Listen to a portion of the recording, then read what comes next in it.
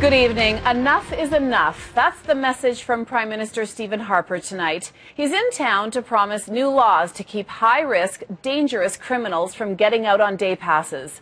Lisa Rossington reports on a crackdown that's being called a big step forward for public safety. This is the man who might have tipped the scales of justice, but not in his own favor. Alan Schoenborn killed his 3 children in Merritt in 2008. His constant requests for release from the psychiatric hospital in Port Coquitlam could come to a halt.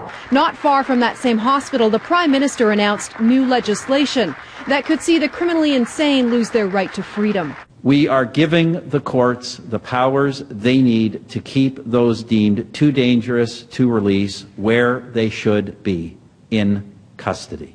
Alan Schoenborn was found not criminally responsible for the murders because of a mental condition. And even though the BC Review Board has found him still obsessed with his ex-wife, every year he is eligible to apply for day parole.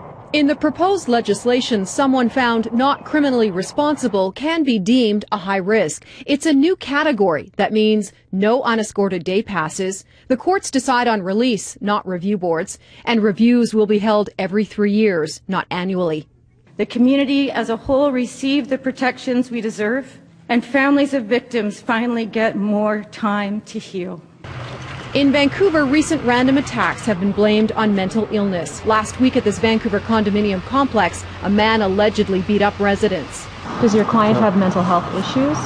I'd say yes, he does. We think this legislation takes into account the rights of victims and recognizes the trauma that they're going through and helps them not be re-victimized. That's what Stacey Galt's family is anticipating as they prepare for Schoenborn's next pitch for freedom on Friday. Lisa Rossington, CTV News, Vancouver.